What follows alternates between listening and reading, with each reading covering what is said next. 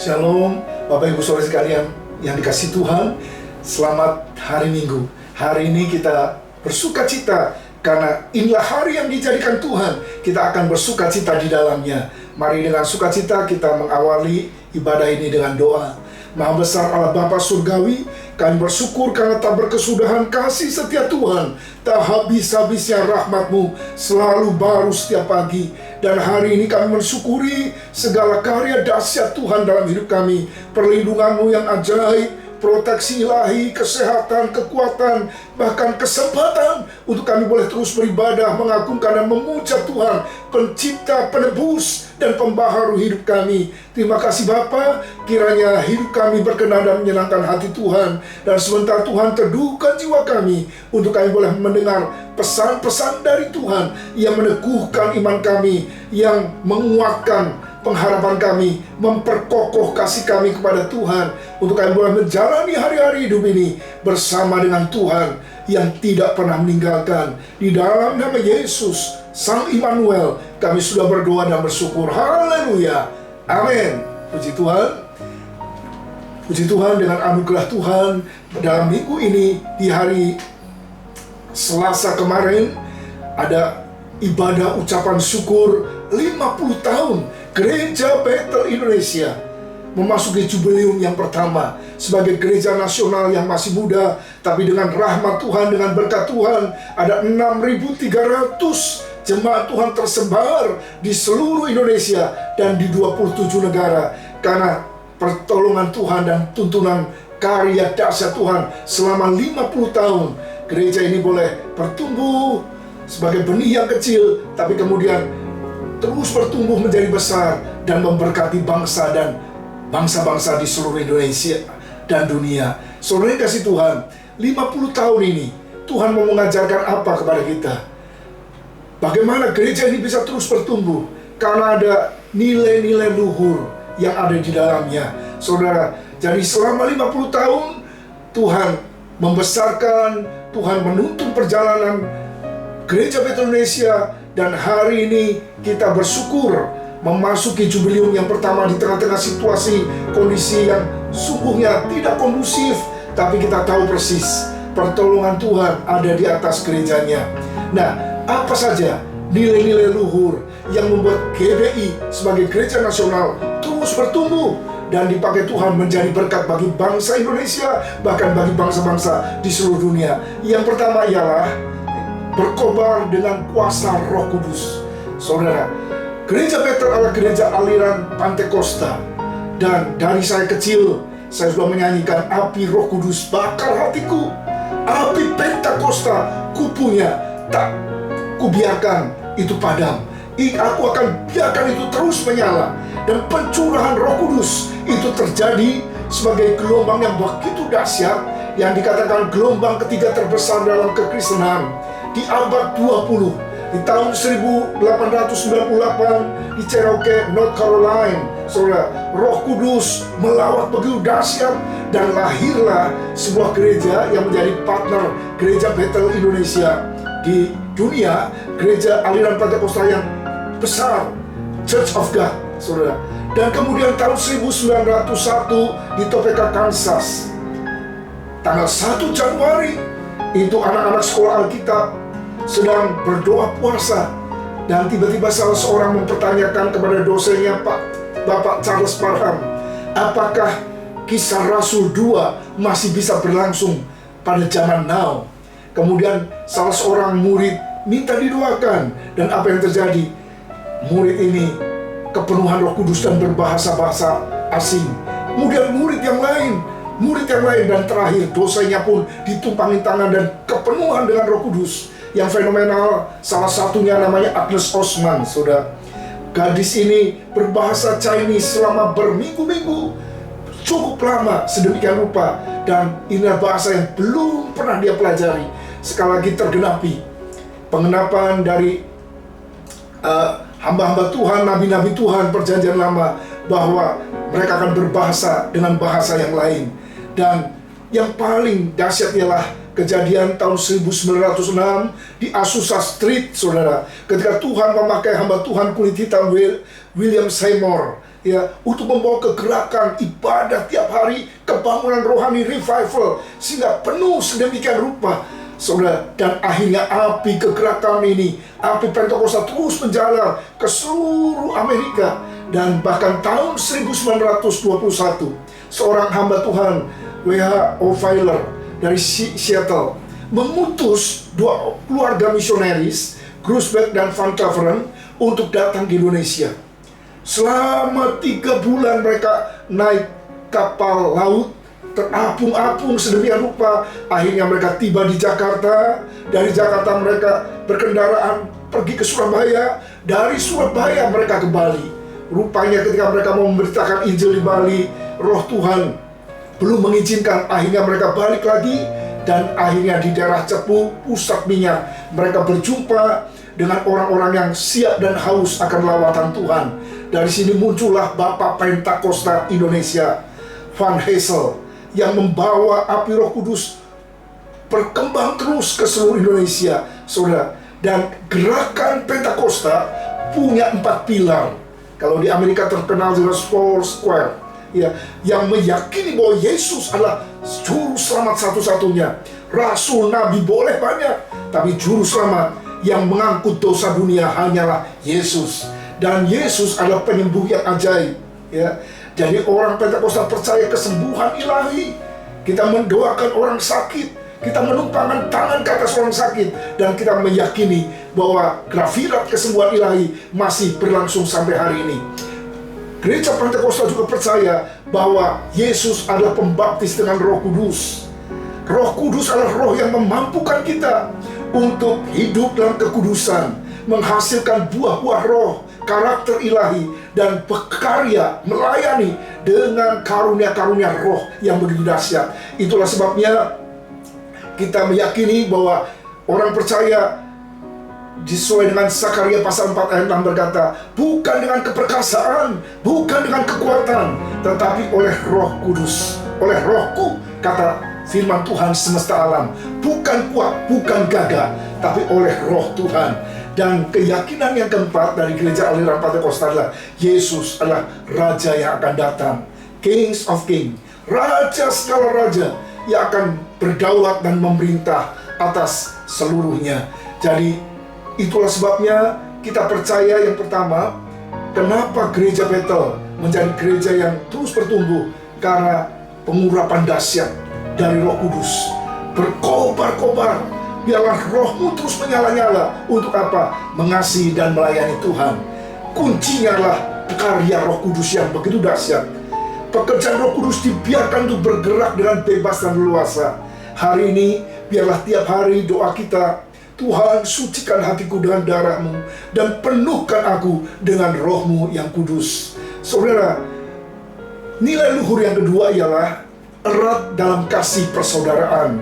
Philadelphia, gereja mula-mula diwarnai dengan keakraban, saling menghargai, tidak ada satupun yang ambisi untuk mengejar jabatan, kursi, tampuk kepemimpinan, apalagi sampai menggunakan money politik, black campaign, segala macam, ya saudara. Tapi mereka bahkan rindu agar Roh Kudus terus berkarya dengan dahsyat.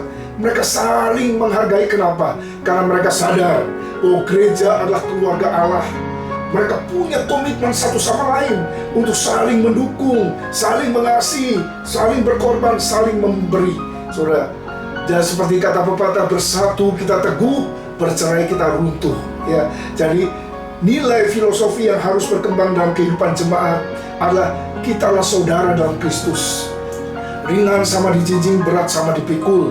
Ya, saya teringat ada sebuah kalimat yang ditulis dalam dinding sebuah restoran, rumah makan. Jika Anda puas, beritahu kepada teman Anda. Jika Anda tidak puas, beritahu kami. Jadi kalau jemaat tidak puas berjemaat, saudara, maka kasih tahu pengurus, kasih tahu pelayan Tuhan apa kekurangannya yang harus ditingkatkan. Tapi jika Anda puas, kasih tahu teman-teman yang lain, ya. Jadi itulah yang menyebabkan kita tidak mau menceritakan, menggosipkan keburukan-keburukan. Kita mau menceritakan kebaikan-kebaikan Tuhan, kebaikan persekutuan kita. Saudara, tidak ada satupun gereja di dunia yang sempurna. Ada banyak orang mengalami permasalahan di satu gereja, kemudian dia pindah ke gereja yang lain. Padahal tidak ada gereja yang sempurna. Seandainya saudara berjumpa dengan gereja yang sempurna, jangan masuk ke sana. Karena begitu saudara masuk ke sana, gereja ini bisa berubah jadi tidak sempurna gara-gara saudara yang tidak sempurna. Jadi apa nilai yang harus dikembangkan? Itu tertulis dalam Filipi pasal 2 ayat 1-4. Di dalam Kristus ada nasihat, ada penghiburan kasih, ada persekutuan roh, ada belas kasihan. Itulah sebabnya sempurnakanlah sukacitaku dengan ini, kata Rasul Paulus. Hendaklah kamu sehati sepikir dalam satu kasih, satu jiwa, satu tujuan. Dengan tidak mencari kepentingan sendiri dan puji-pujian yang sia-sia. Sebaliknya hendaklah dengan rendah hati, yang seorang menganggap yang lain lebih utama daripada dirinya sendiri. Dan janganlah tiap-tiap orang hanya memperhatikan kepentingannya sendiri, tapi kepentingan orang lain juga. Betapa indahnya jika persekutuan begitu erat, saling mengutamakan hal yang lain. Saudara, disitulah Tuhan akan memerintahkan berkat kehidupan untuk selama-lamanya. Nilai luhur yang ketiga ialah tekun, terus melaksanakan misi dari Yesus Kristus.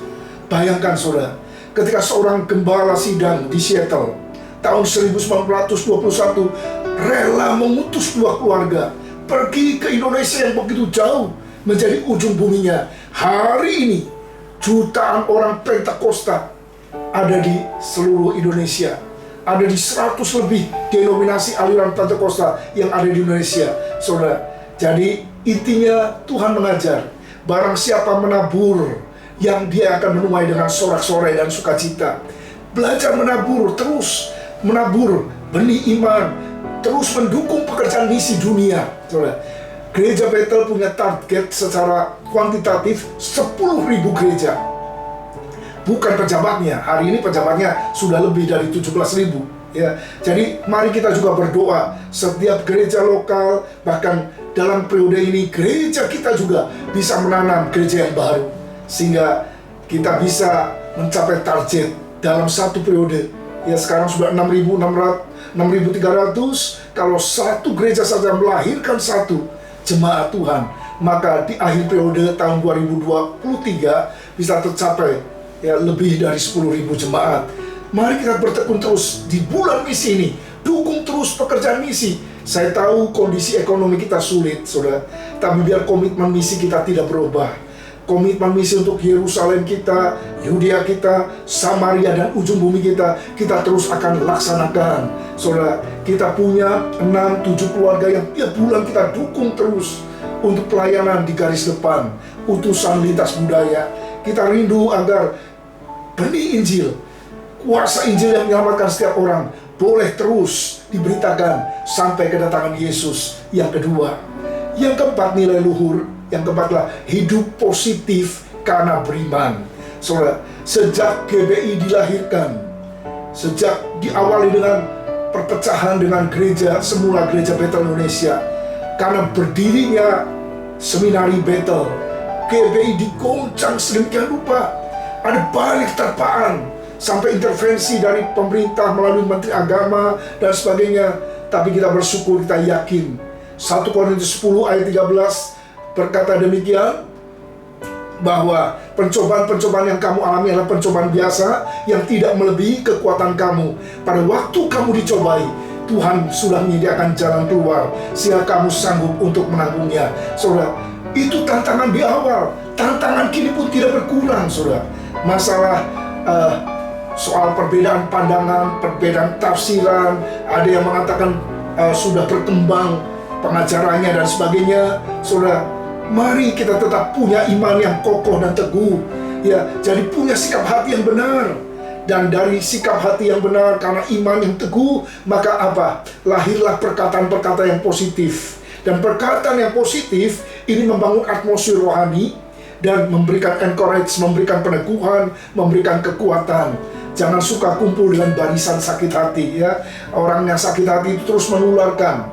Orang yang punya kepahitan, tanpa dia sadar dia transfer spirit kepahitan itu ke semua orang, ya. Mari kita merasakan kemanisan dari Yesus. Dunia akan selalu mengecewakan, tapi pandang terus kepadanya. Dia tidak akan pernah mengecewakan. Saudara, Nilai luhur yang kelima adalah excellent dalam pelayanan. Bapak Ibu Saudara sekalian kasih Tuhan, pelayanan itu lahir dari hati, bukan karena sarana dan fasilitas, tapi karena kesungguhan hati memberikan yang terbaik untuk melayani Tuhan. Rindu akan seluruh jemaat bertumbuh, bukan hanya jadi orang Kristen KTP, tapi sungguh menjadi anak-anak Tuhan, jadi pelayan-pelayan Tuhan, menjadi penyembah-penyembah sejati, menjadi pejuang doa, kemudian menjadi penjala jiwa. Saudara, ada banyak orang tersentuh lewat doa pujian dan penyembahan yang dinamis, yang dilakukan dalam ibadah, dan khotbah-khotbah yang aplikatif, bukan khotbah-khotbah yang secara doktrin, dogmatis, begitu dalam dengan bahasa-bahasa yang sulit, tapi khotbah yang bisa diterapkan. Karena firman Tuhan berkata, berbahagialah orang yang menjadi pelaku firman. Bukan cuma mendengar saja, bukan cuma tahu banyak tentang firman, tapi orang yang menjadi pelaku firman adalah orang yang berbahagia, orang yang diberkati oleh Tuhan. Saudara, Tuhan ingin agar kita terus meningkatkan kualitas diri dan pelayanan hidup kita. Kita bersyukur GBI punya sekolah tinggi teologi ya. Tapi gereja GBI juga menyediakan sekolah teologi extension ya. Jadi saudara bisa belajar dari rumah, membaca buku-buku, hampir semuanya buku-buku dari kalangan fathers dari GBI, yaitu buku-buku UMHO ya. Dan saudara bisa diperdalam, dilatih untuk mengenal karya Tuhan yang begitu dahsyat, dan dibakar hatinya untuk terlibat dalam pelayanan. Nah, GBI adalah gereja yang bertumbuh begitu dahsyat karena kekhasan, keunikannya. Kalau gereja lain mewajibkan semua pendetanya wajib lulusan sekolah teologi, tapi di GBI ada dua jalur. Ada pendeta-pendeta, hamba-hamba Tuhan yang lulusan dari sekolah tinggi teologi, dari sekolah Alkitab, itu yang seringkali disebut pendeta keluaran. Artinya jebolan lulusan dari sekolah Alkitab ya. Tapi ada juga hamba-hamba Tuhan, anak-anak Tuhan di marketplace, mereka dokter, insinyur, bisnismen, ya apapun profesi mereka, hati mereka terbakar untuk mengasihi dan melayani Tuhan. Kemudian Tuhan pakai mereka menjangkau jiwa, memberikan persekutuan doa, bahkan memimpin gereja-gereja yang begitu besar, luar biasa dan diberkati Tuhan. Jadi baik pendeta keluaran ataupun pendeta kejadian, semuanya dipakai Tuhan dengan dahsyat dan berbuah lebat di ladang Tuhan. Dan bahkan tahun ini di launching sebuah pembelajaran secara online, Bethel e-learning. Jadi seluruh jemaat Tuhan bisa belajar dari rumah ya. Kalau anak-anak sekolah online, orang tuanya juga bisa belajar online. Bible, semua pelajaran sekolah teologi bisa dipelajari, dan saudara bisa mendapat sertifikat, diploma, dan bisa bertumbuh, dan kalau mau melanjutkan bahkan bisa mendapatkan gelar. Tapi intinya ialah semuanya untuk melengkapi seluruh jemaat bergerak ya dalam keimamatan rajani, dalam pelayanan yang excellent bagi kemuliaan Tuhan. Dan yang terakhir, nilai luhur yang dikembangkan yang menjadi budaya, menjadi culture, menjadi ciri khas kenapa GBI bertumbuh begitu dahsyat adalah loyalitas dan kerelaan berkorban. Dari sejak awal, saudara, gereja dibangun secara otonom, ya orang-orang tidak bahkan rela mengorbankan apa yang mereka miliki. Ya saya tahu seorang pendeta di Jawa Barat jual cincin emasnya, ya cincin kawinnya untuk membeli tanah gereja, membangun gereja. Saudara, ada banyak pengorbanan-pengorbanan, air mata, ya segala macam dikorbankan. Loyal, ya dan rela berkorban, itu kuncinya. Mereka menabur dengan air mata dan mereka bisa menuai dengan sukacita. Saudara, ada banyak orang kalau sudah jadi maju, jadi besar, dengan dalih berbeda visi, merasa tidak puas, sering pindah, tidak tertanam, tidak setia, ya. Jadi kutu loncat, pindah, ya. Kenapa? Mungkin juga kalau pelayan hamba Tuhan, ya, bertanya seperti apa yang menjadi filosofi zaman now, Wani Piro, ya, maju tak gentar, membela yang bayar, ya, bukan membela yang benar, tapi berani dibayar berapa, ya, siapa yang bisa membayar lebih, itu kemudian mereka pergi ke sana.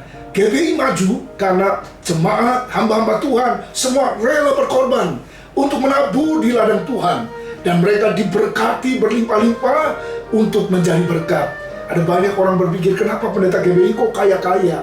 Mereka tidak melihat awalnya perjuangannya, ya, segala air matanya, cuma melihat sekarang, ya, rumahnya yang bagus, mobilnya yang mewah, dan sebagainya. Saudara, GBI tidak digaji, hamba-hamba Tuhannya, ya, tidak digaji. Mereka hidup dari persembahan jemaat, persembahan orang-orang yang cinta sama Tuhan dan pekerjaan Tuhan, yang sudah mengalami karya Tuhan yang dahsyat.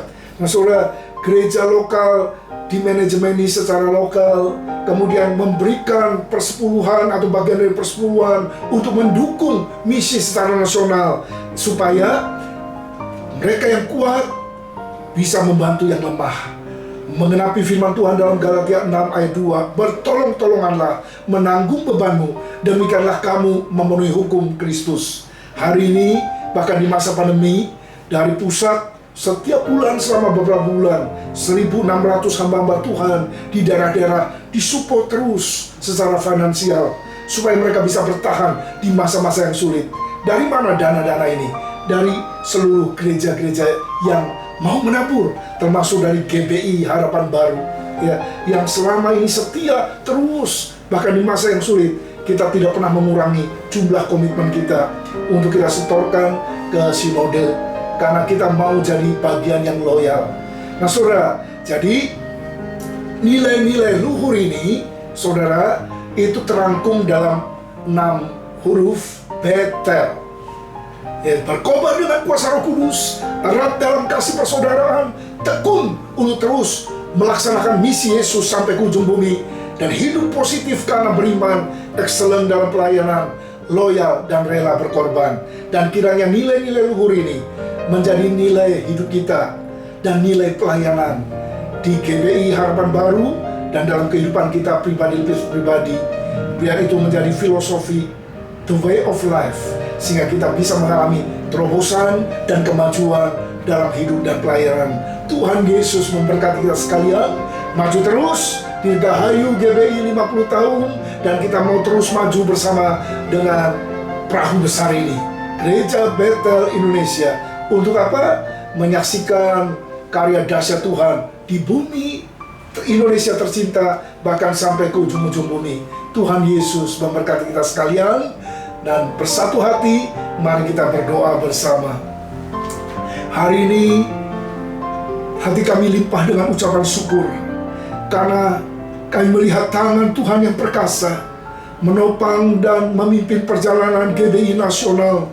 50 tahun sudah kami berjalan bersama dengan Tuhan, dan kami mengalami Tuhan menuntun langkah demi langkah, sehingga terjadi pertambahan, pertumbuhan, terjadi terobosan, terjadi hal-hal yang berdampak bagi komunitas, bagi kota, bagi bangsa, di mana Tuhan menempatkan GBI. Terima kasih Bapa. Kami mendoakan terus agar Tuhan menuntun gereja Tuhan yang seperti bahtera di tengah-tengah lautan, untuk kami terus maju, melangkah berjalan bersama dengan Tuhan, mengemban misi keselamatan ini, sehingga lebih banyak lagi orang boleh terjangkau, dan kabar baik boleh terus diberitakan sampai kepada telinga-telinga yang terakhir, sampai kepada kota-kota dan desa-desa yang terakhir, sampai pulau-pulau yang terakhir, dan suku-suku yang terakhir di Indonesia tercinta.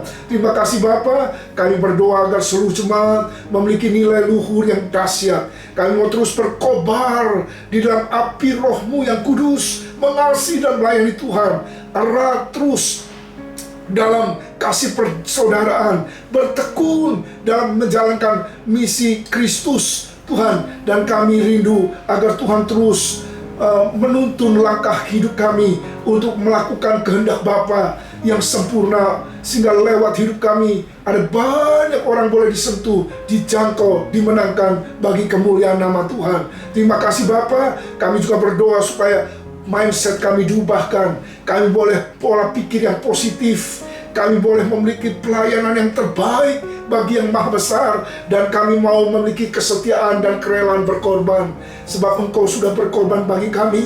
Dengan apa kami bisa balas segala perbuatan Tuhan yang ajaib dalam hidup kami, dan kiranya seluruh hidup kami merupakan pengabdian bagi kemuliaan yang maha tinggi.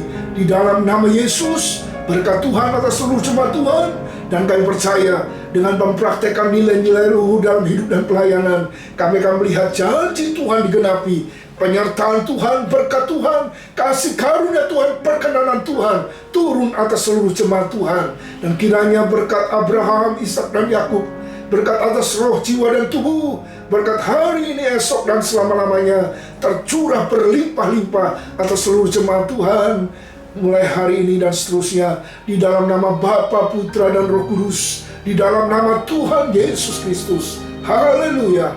Yang sungguh percaya dan mengasihi Tuhan Yesus katakan amin, amin.